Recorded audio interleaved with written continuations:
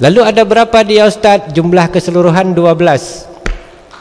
Najis mukhaffafah dalam ilmu tauhid. Ustaz menyebutkan saja, nanti pas bulan depan kalau sempat kita kupas satu-satu, kita kupas. Ini perincian dulu. Anggap ini masih reklamenya ya. Akan tayang kalau kata Pak Alek. 1. Ar-riya. Ar-riya. Kalau bahasa kita riya. Syirkul asghar, syirik kecil. Salah satunya riya. Apa itu riya? Yang bilang pamer itu translate riya dalam bahasa Indonesia. Riya bahasa Arab, translate-nya pamer. Berbuat ibadah ingin dilihat orang, itu syirik kecil dalam akidah. Hadis Musnad Imam Ahmad dijelaskan, ada seorang manusia kata Rasulullah nanti di yaumil akhir, fi yaumil mizan, pada hari di mizan, hari timbangan amaliyah kebaikan dan amal keburukan. Seorang manusia kata Rasulullah datang membawa sekian banyak amal ibadah, salatnya penuh, zakatnya penuh, puasanya penuh, hajinya ada, sedekahnya banyak, segala kebaikan dilakukannya. Saat dia dihadapkan kepada Allah, Allah bertanya kepadanya, ini amal ibadahmu? Naam ya Allah, benar ya Allah. Untuk siapa itu? Untukmu ya Allah. Allah kemudian mengambil semua amal ibadahnya beserta dianya, Allah campakkan ke dalam neraka. Hum laisa minni, laisa ilayya. Itu bukan untukku kata Allah. Karena engkau melakukan semua itu, engkau ingin dilihat oleh orang sekitarmu. Kenapa amal ibadahnya dibuang Allah? Karena ada najis mukhaffafah dalam tauhid kepada Allah. Dia beribadah pengen dilihat tetangga, dia sedekah agar dikatakan dermawan, dia berhaji agar mendapatkan titel haji. Semua yang dilakukan yang demikian adalah mukhaffafahnya najis dalam ilmu tauhid. Musnad Imam Ahmad, Rasulullah menceritakan orang yang membawa amal ibadah karena riya, amal ibadahnya dan si pelakunya sama-sama Allah campakkan ke dalam surga. Apa ibadahnya tidak baik, tapi najis yang dibawa dalam tauhid menolak semua kebaikan dari ibadah. Satu, yang pertama riya. Yang kedua, najis mukhaffafahnya tauhid. Kalau ibu-ibu yang kedua apa kemarin kita bilang? Sum'ah. Apa itu sum'ah? Senang kebaikan kita dipuji-puji orang. Asai kageduk rapat kau Pak Waji, pantang na perle laju ke bantu. Senang kita dengar ada orang ngomong demikian, itu untuk kita, maka itu bagian dari sum'ah. Itu merupakan najis mukhaffafah, najis kecil yang ada pada tauhid. Yang ketiga, tamanni wal adza, mengungkit-ngungkit apa yang pernah kita berikan kepada orang lain dan mengharapkan balasan dari apa yang kita berikan. Ini dekat-dekat musim itu. Dekat-dekat. Ini kan sedang musim pemilihan legislatif beberapa hari ke depan. Ada, itu kan banyak datang para caleg ke rumah. Tolong ya bantu saya, nanti ada apa-apa bisa ngadukan ke saya. Itu kan janji-janjinya. Begitu kita bantu dia, kita coblos dia, duduk dia di DPRK, duduk dia di DPRA. Kemudian dia nggak ingat sama kita. Yang kita bilang apa? Wate uru pilih jamun, lam tip malam tru urumo, tulung lung bo, nu pilih lung bo, begitu kan duk hinan, mesapu hantinga ikelung dengku. Itu mengungkit pemberian tidak? Itu hati-hati. Kalau mau nyoblos saja, nggak usah banyak ngungkit-ngungkit. Harusnya itu jadi kebaikan. Dengan mengungkit dia dianggap najis dalam tauhid. Kenapa? Karena apapun yang kita berikan kepada saudara seiman, jangan pernah harapkan dia yang balas, tapi haraplah Allah yang membalas. Yang nyuruh kita baik kepada sesama muslim siapa? Kalau Allah yang nyuruh, ngapain harapkan balasan dari manusia? Ini yang paling penting. Kita tidak tengku wate masa karu-karu jamun tengku menyohanai rumah long tengku 20 malam tengku ilit lewat tentera tengku yu peratah tengku nyanbu bak long bak long tengku dumpu-dumpu bak long ban ka aman tengku kajayai tengku keja kedih banda long jak long kude hanai tepu ya sawu mutiat tengku nah yang menan ini waktu masa menjuang jamun tengku menyohan aku bibu sangka mati tengku lautun Allah nalung bi tengku waktu kasunang je tengku merukuk sabuh itu pubi kelung saat kita mengungkit pemberian itu kalimat paling fatal. Kenapa? Karena kita membantu bukan sebab Allah, tapi karena ingin dibalas. Nah itu kalimatnya tamanni wal adza. Kalau itu ada suka-suka ngungkit, itu kebanyakan perempuan juga ada, laki-laki juga ada. Dulu waktu dia susah Ustaz, selalu dia Ustaz minta tolong ke rumah.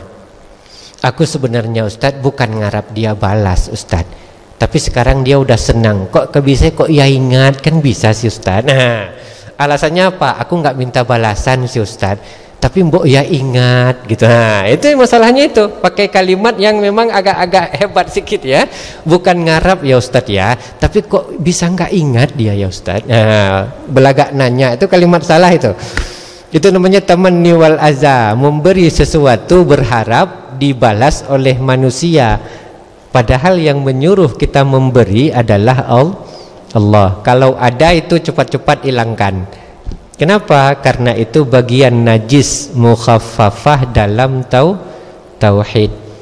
Lalu yang keempat, aqsamu li ghairillah. Apa itu? Bersumpah dengan selain nama Allah. Nah ini yang bahaya.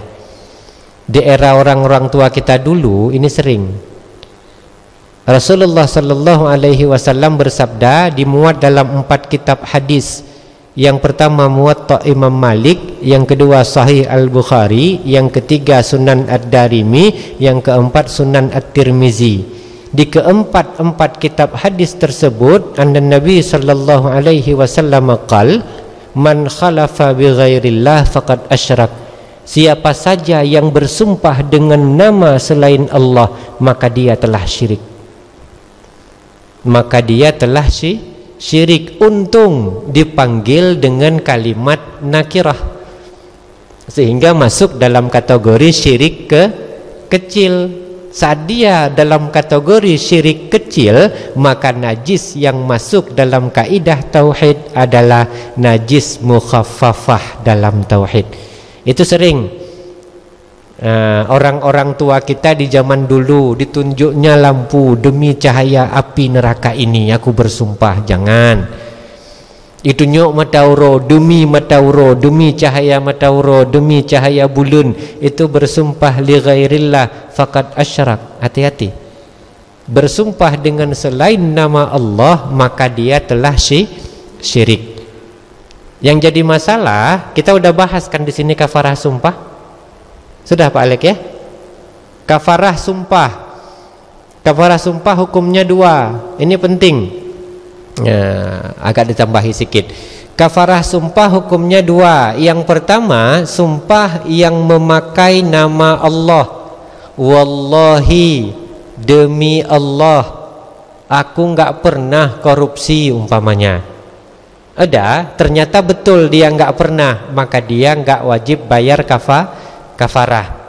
Tapi saat dia bersumpah demikian dan sumpah itu terjadi kebalikannya, dia korupsi, tapi dia bersumpah demi Allah tidak korupsi, maka hukum kafarah sumpah jatuh untuk dia. Nah, itu dia. Yang satu, apabila bersumpah dengan menyebut nama Allah, dia kena kafarah apabila sumpah dilanggar. Satu. Yang kedua, sumpah dengan tidak menyebut nama Allah, aqsamu li ghairillah, bersumpah dengan selain nama Allah, begitu dia mengucapkan kalimat itu langsung kena kafarah. Umpamanya, demi cahaya mata uronyo ike bengeh ku kekah. Kalau orang bengeh kan pakai ike. Idroku mungkin orang bengeh beneran. Demi cahaya mata uronyo ilun tuan. Nah, kan bahaya. Hantam na orang bengeh pakai kalimat lun tuan. Nah, jadi redaksi kalimatnya pun harus sesuai gitu ya. Bukan tengkuku pegahkah ke. Ini contoh. Karena kalau orang marah gitu kalimatnya, ulun tuan bengeh kegata, kan nggak mungkin pakai itu kan. Udah, itu kalimatnya satu. Saat dia bersumpah dengan selain nama Allah, maka saat setelah bersumpah langsung jatuh kafarah. Nah, kafarahnya kan kita bilang kemarin 3 sebagai pengulangan saja, karena di bulan lalu sudah kita bahas. Yang pertama, abnaul mawali, membebaskan budak. Yang kedua, memberi makan fakir miskin. Ini kafarah sumpah, bukan fidyah sumpah. Sumpah nggak ada fidyah, walaupun takarannya sama seperti fidyah. Ingat kalimatnya, hana fidyah sumpah, kafarah sumpah. Takarannya sama dengan takaran fidyah puasa. Yang ketiga, puasa salasa yauman, 3 hari untuk kafarah sumpah berturut-turut. Jadi yang udah pernah melanggar sumpah, ingat. Yang banyak punya mantan dulu sering bersumpah, ingat. Nah, makanya beruntung jadi orang jelek, nggak ada yang mau. Jadi potensi dia bersumpah itu nggak ada. Nah, itu ya. Kalau sempat awak ganteng, istri cantik, ya kan, pernah itu kadang-kadang di masa-masa muda dulu sempat keceplosan ngucap sumpah. Hati-hati, dilanggari kena kafarah. Nah, bagi yang orang tua-tua, kalau mau mengucapkan sumpah serapah kepada anak, hati-hati. Kadang-kadang saat marah pada anak, out of control, keluar dari kontrol kalimat-kalimat itu, cenderung bersumpah serapah kepada anak, itu wajib kena kafarah. Makanya hati-hati, dia masuk kafarah sumpah. Sudah. Dan kalau bersumpah dengan selain nama Allah, maka dia telah syirik. Dipanggil dengan isim nakirah, artinya syirik kecil. Sucikan syirik kecil, karena syirik kecil merupakan najis mukhaffafah dalam ilmu tauhid. Kemudian sambungannya yang ke-5, tatayyur. Kalau bahasa Arab artinya suara beburungan. Kalau bahasa maksud adalah mempercayai ramalan. Nah, mempercayai ramalan itu merupakan pembatal tauhid seseorang. Karena ada di belahan bumi Indonesia, daerah Kalimantan umpamanya, itu hari sialnya hari Senin. Daerah Maluku hari sialnya hari Selasa. Ambon hari sialnya hari Rabu. Sampai ke Aceh itu 7 hari 7 malam ada hari sialnya. Kalau kita ngikuti itu nggak bisa kemana-mana kita, karena semua hari sial. Padahal saat pagi kita diajarkan oleh Rasulullah, Bismillahilladzi la yadhurru ma'asmihi syai'un fil ardi wala fis sama wa huwas sami'ul alim. Tidak ada yang bisa memberikan mudarat, tidak ada yang bisa memberikan manfaat kecuali Allah. Mempercayai ramalan itu bagian dari tatayyur, dan itu merupakan syirik kecil. Dan tatayyur juga itu mensyiratkan pertanda-pertanda yang jadi cocok logi di masyarakat. Ada orang kejatuhan cicak, Lalu dia bilang, Ustaz, tadi pagi habis mandi saya kejatuhan cicak Ustaz. Gimana itu Ustaz? Ya mau gimana lagi, udah jatuh kan gitu. Enggak, maksudnya Ustaz, apa saya sial? Enggak, yang terpeleset kan cicak, makanya dia jatuh. Bukan bapak yang terpeleset. Kok bisa bapak yang sial? Yang mesti rek cicak pokoknya. Cicak, sehingga rek waduh gaknyan. Pupa saya gaknyan yang sial, harusnya kan cicak yang sial. Nah, karena ada orang itu bek kapok-pok miong hitam, sial. Terus ada orang mati. Begitu ada orang mati, hai kejaga apa? Bek ilingke le miong hitam untuk udip ilom. Itu sampai setengah malaman kita jagain orang mati. Terakhir yang jaga mau mati juga loh. Kenapa enggak baik kahih bu? Bayangkan baik kahih katanya.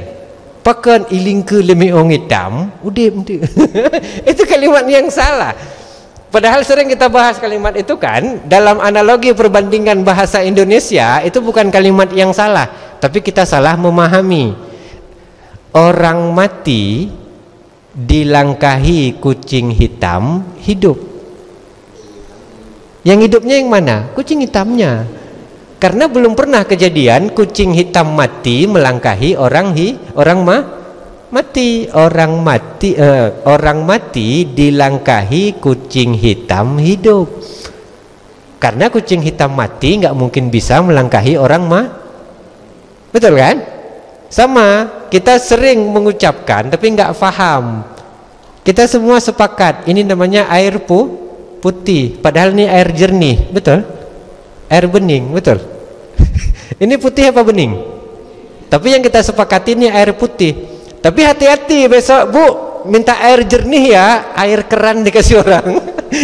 Nah, bayangkan itu. Kenapa? Yang kita tahu itu salah, tapi kadang dipahami seolah-olah dia benar. Nah, makanya hati-hati kalau kita berbahasa. Nah, itu menimbulkan anggapan-anggapan sial. Itu bagian yang di luar dari kaidah yang diajarkan dalam akidah. Kemudian beberapa hari yang lalu atau beberapa minggu yang lalu, Ustaz, puro yang god Ustaz, kepu pernikahan ni hai tengku mandu muro nyan god. Hana uro yang hana god. Hana uro yang hana god. Tapi Ustaz untuk pernikahan ni kan menan cara tanyang. Ustaz, kami rencana mau nikahkan anak. Semua hari kan baik Ustaz. Ada enggak hari yang terbaik? Betul? Karena Allah sendiri berkata, la nufarriqullahu baina aidihim. Allah tidak pernah membeda-bedakan di antara para rasulnya, di antara apapun yang dia ciptakan. Walaupun kita menganggap kadung itu kadang-kadang nggak baik. Contoh ini ya, contoh paling mudah. Tempat paling buruk di dunia, pertama WC, kedua pasar. Betul? Betul kan? Lalu bayangkan kalau nggak ada pasar, gimana? Mau belanja di mana ibu nggak ada pasar? Pak Alek besok mau jualan, belanja di mana nggak ada pasar? Memang dia tempat paling buruk, tapi dia punya fungsi.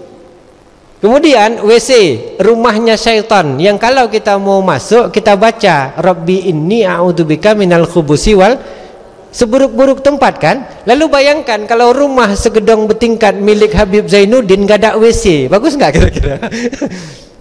Bayangkan loh, buruk dia memang, tapi dia punya manfaat tersendiri.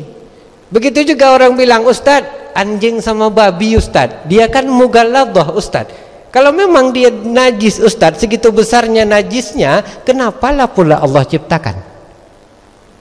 Harusnya kan kita mikir. Ya minimal kalau ada kawan yang belangsatnya kayak mana, kita bisa contohkan ke dia kayaan. Nah, minimal gitu aja udah. Minimal dia punya manfaat.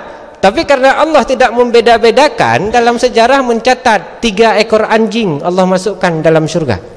Bayangkan loh, bukti Allah nggak beda-bedakan. Nah, cuma babi belum dapat referensi yang mana masuk surga, ini pula masalahnya. Makanya banyak orang tanya, bagus mana antara anjing dengan babi? Sogo ase ngembui. Ilo lendong belah ase, bukan ase belah ase. Kenapa? Karena gak baiknya anjing, ase mentang jit terpakai lit bui. Tapi bui hanya terpakat lit. Makanya masih baik. Makanya dalam Al-Quran anjing itu fi jawarihil mukallibin, kata Quran. Di Quran anjing dipuji. Peliharalah binatang yang bisa menganjing, karena tidak ada makhluk yang lebih pintar ketimbang anjing. Bayangkan itu. Di Amerika ada satu anjing harganya 3,5 miliar. Kenapa bisa sebanyak itu? Kita semua dibom dibayar 5 juta paling. 3,5 miliar satu ekor anjing. Kenapa? Dia bisa mendeteksi VCD bajakan. Kita putar aja, kita nggak tahu itu bajakan atau tidak. Tapi dia bisa mendeteksi. Deteksi mesiu masih bisa dengan bau. Deteksi narkotika, psikotropika masih bisa dengan bau. Ini VCD bajakan dia bisa deteksi. Nah, bayangkan itu. Sampai harganya 3,5 di Amerika. Nah, makanya Allah berkata mukallibin, carilah binatang yang bisa menganjing. Apa itu menganjing? Memiliki kepintaran seperti anjing. Tapi dalam bab tasawuf, bab tamak, anjing itu dihina oleh Allah, karena tidak ada makhluk yang lebih tamak, rakus melebihi anjing. Jadi kalau ada kawan yang rakusnya subhanallah, na'udzubillah, berarti dia jangan dibilang anjing, bahaya itu. Nanti nggak jadi makan kawan. Malas aku tahu anjing pula. Jangan. Ini kita sudah nggak menjustifikasi, tapi itu contohnya. Kalau dia tamak, rakus, serakah, dalam Quran itu pun dipanggil seperti, nah itu tadi. Makanya hati-hati. Nah, jadi ingat kalimatnya. Nah, sehingga yang ke berapa tadi? Yang kelima, tatayyur, meyakini ramalan di era tahun 90-an ke bawah, yang lahir tahun 80-an. Kita di era itu sering nunggu surat kabar tiap hari Minggu, cuma pengen melihat zodiak. Ada dulu? Naruh Pak ya? Sengaja duduk di warung kopi ngambil koran hari Minggu untuk baca zodiak Aries. Nah kan gitu kan. Nah, peruntunganmu hari ini baik, tapi hati-hati, bahaya sedang mengintai. Nah, kan rezeki Senin Kemis, Senin dapat, Kemis habis. Asmara hangat-hangat tai ayam. Seperti itu. Itu ada di era-era kita dulu. Sekarang orang itu nggak nengok koran lagi. Mereka buka di HP, horoskop namanya. Bayangkan semua nama-nama dalam analogi horoskop itu merupakan tuhan-tuhan dari bangsa Yunani kuno. Aries, Tuhan kambing. Scorpion, Tuhan kalajengking. Aquarius, Tuhan air. Capricorn, iya kan? Itu semua tuhan-tuhannya agama-agama dari bangsa Yunani. Kita meyakininya. Ini masalahnya. Sehingga tatayyur, beranggapan adanya sesuatu yang sial, itu merupakan kalimat yang dikategorikan sebagai najis mukhaffafah dalam ilmu tauhid. Itu hati-hati. Bekli patih ramalan-ramalan. Bekli menyona rencana pernikahan ni, kalau nilai lintu kiban. Nah, kalau lintunya baik, mau hari apapun nikah, insyaAllah dia baik. Karena pernah kejadian waktu di Medan, Ustadz di kampus, ada orang tua mahasiswi, Ustadz, rencananya saya mau nikahkan anak saya, Ustadz, ada enggak Ustadz hari bagus? Semua hari bagus, Ustadz bilang. Enggak Ustadz, yang untuk menikah Ustadz. Nah, Ustadz tanya, calon suaminya orang mana? Ustadz kenal enggak Ustadz yang dari ormas ini? Dia jadi pimpinan di situ Ustadz. Oh iya Bu. Kalau gitu potongannya itu yang hari Nabi menikah, kita nikahkan dia, sama itu nikahnya, dia tetap nggak akan bagus. Kenapa? Karena kebaikan bukan datang dari hari apa dia menikah, tapi kebaikan itu datang siapa yang menikah. Kalau orang baik nggak lihat hari, dia akan baik. Tapi kalau orang yang nggak baik yang menikah, mau pilih hari paling baik pun dia nggak akan pernah jadi baik. Jadi kebaikan itu pada orangnya, bukan pada harinya. Nah, jadi sehingga rencana menikah anak yang terlintunya yang nyan, anak daya sembahyang hana tua. Dah. Jadi hari apapun dia kita nikahkan, insya Allah baik. Kenapa? Karena dia sendiri adalah orang yang baik. Yang dah nyak calon lintu yang nyan nanti jababut yang kenyan huma sang do hana mak bukti je waktu tinggal bui kampung baru lu sabi-sabi wa alung. Ya enggak bahaya. Itu kalimat paling susahnya. Saat dia jauh dari syariat, hari apapun kita buat untuk dia menikah itu enggak akan pernah baik. Karena tidak ada kesalahan dalam Islam, yang ada adalah orang yang berbuat salah. Tidak ada keburukan dalam Islam, yang ada orang yang berbuat buruk. Ingat kalimatnya. Islam gak ada yang salah orang yang berbuat dalam Islam. Sama contoh Ustaz bilang, Allah berkata wala takrabuz zina, jangan kalian mendekati zina. Betul kan? Betul. Zina itu selama belum ada dua manusia, laki-laki perempuan tanpa ikatan melakukan khalwat, maka zina cuma sebatas kata-kata. Yang salah zinanya atau manusianya? Jadi nggak ada kesalahan dalam Islam. Yang ada orang yang berbuat kesalahan. Korupsi Ustadz, korupsi itu nggak akan pernah terjadi sebelum adanya koruptor. Betul? Betul kan? Jadi nggak ada kesalahan dalam Islam. Yang ada orang yang berbuat salah. Begitu juga nggak ada kebaikan dalam Islam kecuali orang yang berbuat baik. Nggak ada kebaikan pada hari, nggak ada kebaikan pada tahun, nggak ada kebaikan pada bulan. Yang ada adalah orang yang berbuat baik. Ustadz, hari Jumat itu kan baik Ustadz. Betul, hari Jumat baik, tapi tidak akan pernah ada kebaikan pada orang yang tidak berbuat baik di hari Jumat. Betul kan? Ustadz tanya, hari Jumat itu baik. Baiknya hari itu untuk dia sendiri atau untuk kita? Kita bilang untuk kita. Sebelum kita berbuat baik, kita nggak dapat manfaat dari baiknya hari Jumat. Makanya harus kita yang baik, bertepatan dengan hari Jumat, dilipat gandakan kebaikan. Jadi harus ada dulu subjeknya, baru ada objek dan predikat. Itu yang paling penting. Kita sampai situ dulu, sampai ke tatayyur, mempercayai ramalan. Jadi besok jangan suka-suka percayai ramalan. Apalagi di sini alhamdulillah agak jauh-jauh ini kandang ayam. Kalau daerah kampung kami dulu, kalau ada ayam berkokok tengah malam, itu orang bilangnya naurung mezina nyan. Nanu dara yang tinggal i perkosa legop nyan. Daerah kami dulu di, janganlah pula bilang di gunung, di kampung-kampung. Kalau ayam berkokok tengah malam berarti ada orang melakukan zina. Itu anggapan salah. Rasulullah sendiri berkata, apabila kalian mendengar ayam berkokok, maka lanjutkanlah dengan doa. Sahabat bertanya, "Limadha ya Rasulullah?" Karena ayam berkokok sebab dia melihat malaikat. Jadi kalau besok dengar ayam berkokok, langsung berdoa, ya Allah. Itu penting.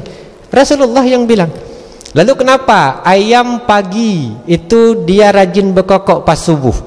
Karena Rasulullah berkata, malaikat rahmat yang Allah perwakilkan rezeki manusia melalui mereka, dia membagi rezeki manusia saat subuh.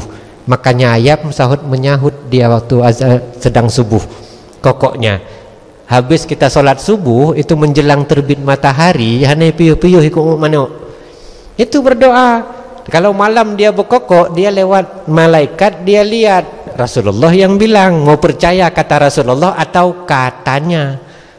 Karena katanya ada orang yang berzina, kata Rasulullah, dia lihat malaikat lewat. Cepat-cepat kalian berdoa, didengar malaikat, diaminkan, terkabul doa itu.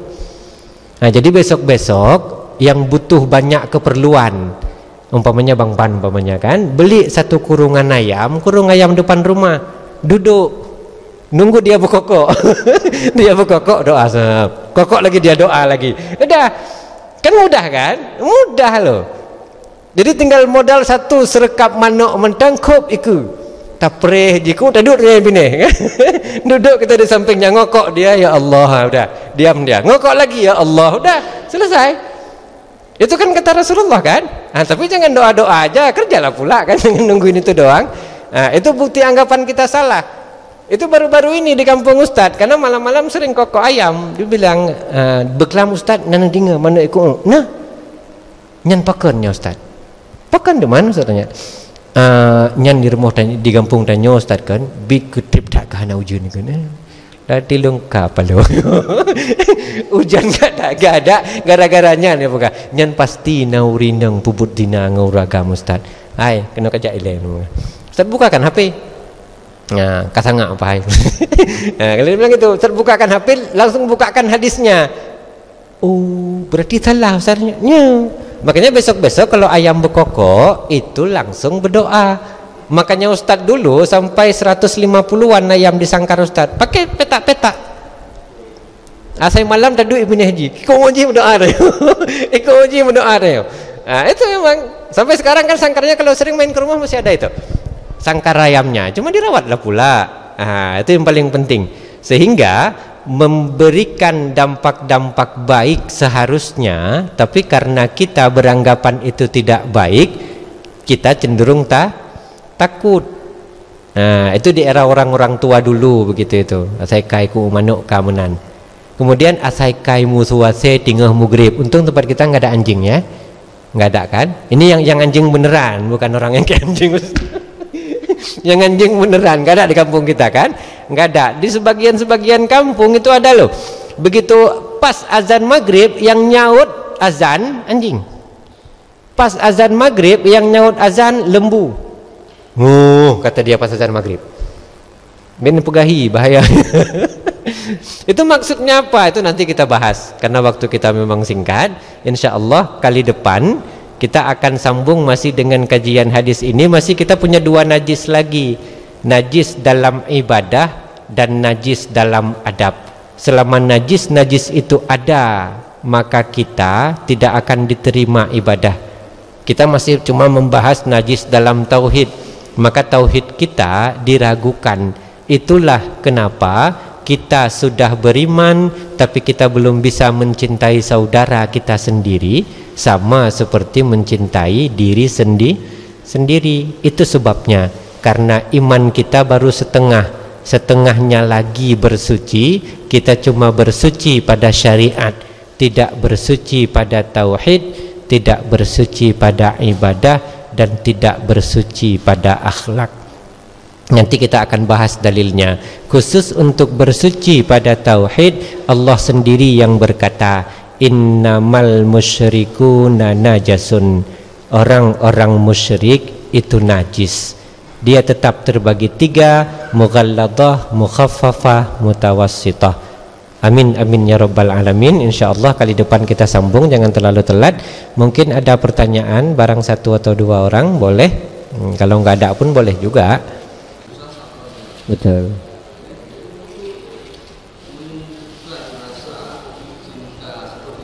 Betul.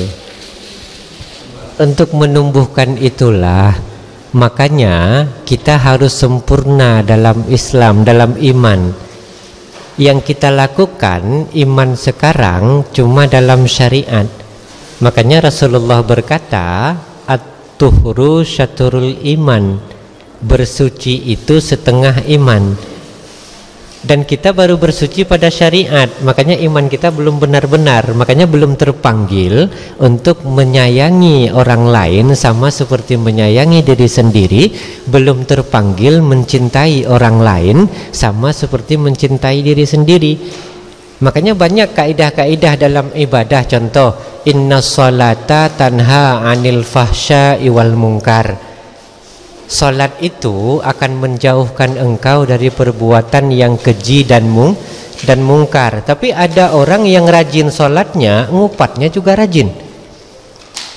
Rajin salatnya, nipunya jalan terus. Kenapa? Karena dia salat cuma ritual ibadah. Sementara hakikat yang harus dia sucikan dia cuma mensucikan satu najis bernama najis syariat, mughalladah, mukhaffafah, mutawassithah. Sementara sebelum dia sholat ada tauhid yang harus dia sucikan. Makanya setelah semuanya suci, nggak usah dikomando, mereka akan tergerak sendiri untuk mencintai sesama. Makanya karena kita baru sebagian, setengah yang ada pada kita dalam representasi iman, kita menjelaskan setengah di awal agar setelah setengah akhir yang kita punya faham setengah yang awal, kita satukan itu tanpa dikomando, kita akan mencintai sesama. Makanya yang paling baik tauhidnya di kehidupan manusia adalah Rasulullah. Yang paling baik imannya di kehidupan manusia adalah Rasulullah. Yang paling baik hatinya di kehidupan manusia adalah Rasulullah. Enggak usah sama saudara seiman, sama non muslim dia baik. Kenapa? Karena beliau akmalul iman, sempurna iman. Tauhidnya suci, syariatnya suci, ibadahnya suci. Bukan beliau yang mau, tapi gerakan dari iman yang sempurna yang akan buat seseorang mau membantu, walaupun itu musuh. Nah, tapi karena kita memang gerakan iman kita baru separuh, maka kita nggak bisa. Kita kan cuma iman dalam ibadah dan keyakinan, sementara kita tidak mensucikan keyakinan. Dan ibadah pun kita nggak tahu metode mensucikan ibadah, padahal metode semua itu ada. Makanya Maulana Syekh Hasan Asyazili, pendiri mazhab Thariqah Syaziliyah, dalam kitab Tazkiyatun Nufus, beliau berkata dengan kalimat Tazkiyatun Nufus, mensucikan hati. Karena semua berangkat dari hati. Makanya hati-hati. Nah, sering Ustaz analogikan, saat kita membedah kitab Tazkiyatun Nufus, induk paling tinggi mazhab Thariqah Syaziliyah, Maulana Syekh Sayyid Hasan Asyazili, saat kita melakukan ibadah, periksa dulu hati. Bukan periksa suci badan, suci pakaian, suci tempat. Hati kalian suci tidak? Nah itu loh. Makanya kalau kita baru sampai ke Ihya, butuh 3 loncatan lagi baru sampai Tazkiyatun Nufus. Di atas Ihya masih ada kitab Al-Hikam Ibnu Athaillah As-Sakandari. Beliau murid dari Abul Abbas Al-Mursi. Abul Abbas masih ada kitab Al-Fadilah. Abul Abbas Al-Mursi murid dari Sayyid Hasan Asyazili. Makanya kalau kita yang masih belajar fikih, belajar kitab Ihya masih boleh. Masih boleh. Tapi kalau kita masih fikih belajar Al-Hikam, salah-salah rilahnya. Karena tingkatnya beda, loncat 2 tingkat itu. Apalagi sampai Tazkiyatun Nufus cuma sebagai bayangan. Masih diselangi oleh guru beliau Abul Abbas Al-Mursi. Abul Abbas Al-Mursi guru dari Ibnu Athaillah As-Sakandari. Abul Abbas murid dari Sayyid Hasan Asyazili. Saat kita berdiri untuk sholat, pertanyaannya bukan suci pakaian, badan dan tempat. Apakah hatimu sudah baik? Hatimu di mana saat engkau mau sholat? Makanya kalimat itu disyarah oleh kitab Al-Hikam. Ahwalul ibadah, adabul ibadah aula minal ibadah. Adab kalian dalam beribadah kepada Allah lebih utama daripada ibadah itu sendiri. Kemudian ahwalul ibadah aula minal ibadah. Ibadah kalian, keadaan hati kalian, ahwal saat kalian beribadah kepada Allah itu lebih penting ketimbang ibadah itu sendiri. Mana ahwal itu? Ada orang yang beribadah karena Allah karena dia membutuhkan pertolongan Allah. Ada orang yang beribadah kepada Allah karena Allah mewajibkan kepada dia untuk ibadah. Ada orang yang beribadah kepada Allah karena cintanya kepada Allah. Lalu analogi paling mudah begini, kalau kita punya anak, dia sakit, yang buat kita nggak tidur itu karena dia anak kita atau karena kita mencintai dia? Jujur loh, bisa dibedakan. Bukan cuma karena dia anak kita, setelah dia anak kita karena kita mencintainya. Lalu saat dia demam, tiba-tiba dia bilang, "Pa, ilung hawalung busati." Ini maaf, hawalung busati. Uang cuma 5.000 perak di kantong, cukup dapat sate? Tidak, kita keluar cari utangan cuma untuk belikan nasi sate anak yang sedang sakit itu. Itu karena dia minta atau karena cinta kita ke dia? Karena cinta kita ke dia. Saat ahwalul ibadah itu karena cinta, tengah malam kita keluar, ngutang dulu bukan beli di tengah hujan, biar dia bisa menikmatinya, itu nggak terasa. Makanya yang penting tadi itu mensucikan hati, tazkiyatun nufus. Karena tempat Allah itu di hati. Allah belum akan bisa kita tempatkan di hati selama masih ada syirik kecil di hati, apalagi syirik besar. Nah, makanya kalau ingin la yu'minu ahadukum, terbuang lanya, yu'minu ahadukum yuhibbu li akhihi kama yuhibbu li nafsihi, maka jangan sampai setengah iman itu hilang. Setengah iman adalah bagian dari yakin dan ibadah, setengahnya lagi dari mensucikan diri agar dia benar-benar jadi satu iman, jangan separuh. Nah, makanya dalam fikih tadi kita cuma tahu 3 najis, tapi dalam tauhid rupanya banyak najisnya. Dalam ibadah juga banyak najisnya. Dalilnya ya sama, innamal musyrikuna najasun, langsung najasun dikatakan. Kan najis. Nah, mau pakai bahasa Arab najis, pakai bahasa Arab pun, bahasa Indonesia pun najis artinya. Nah, makanya saat kita udah suci itu nanti, itu siapapun yang mengkritisi kita anggap dia sebagai kebaikan. Implementasi seperti Abul Abbas Al-Mursi, murid Said Hasan Asyazili. Ada orang yang memukul beliau. Beliau menganggap apa? Dia memukulku karena untuk kebaikanku. Lalu kita, kalau ada yang mukul, balas dulu atau mikir dulu? Nah, ada, kalau nggak balas kan nggak enak kan gitu.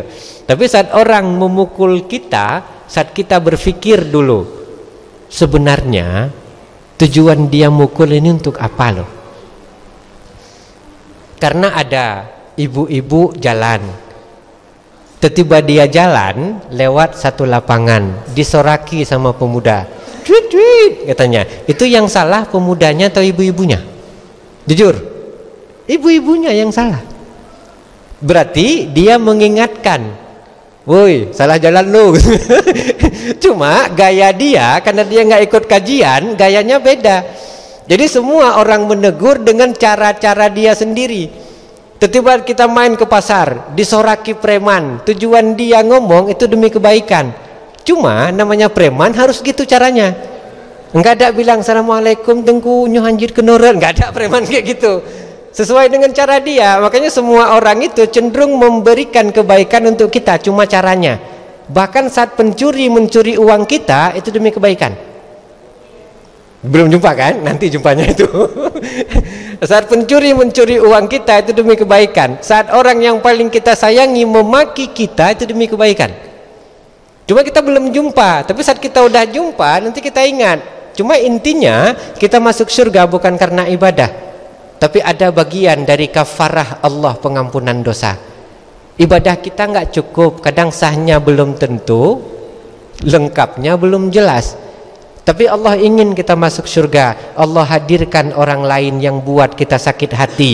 Kita mampu membalas, tapi kita memilih diam. Itu kafarah dosa. Allah ampunkan dosa kita. Makanya kalau mau marah, tahan, lemparkan senyuman. Jangan patah dalam. Nah, jadi kalau saat kita ada orang yang mau buat kita marah, siapapun itu, tahan.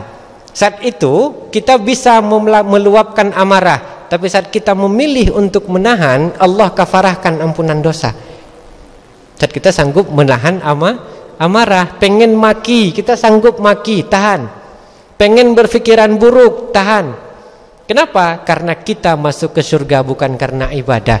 Karena kalau dengan ibadah kita nggak akan cukup. Tapi dengan cara Allah ada kafarah pengampunan dosa. Makanya semuanya tahan. Coba selalu berpikir baik. Dan kalau ada umpamanya sesuatu yang kita ragu, ini benar atau tidak, benar atau tidak, jangan anggap benar, tapi anggap salah. Sehingga kita terus mencari yang benar. Nah, kemudian saat kita hidup, tentukan pilihan hidup itu sesuai akal sehat. Akal sehat. Jangan sampai tidak sesuai akal sehat. Jangan, oh kayaknya enak begini nih, lakukan. Jangan. Sesuaikan dengan akal sehat, apalagi syariat. Nah, itu yang paling penting.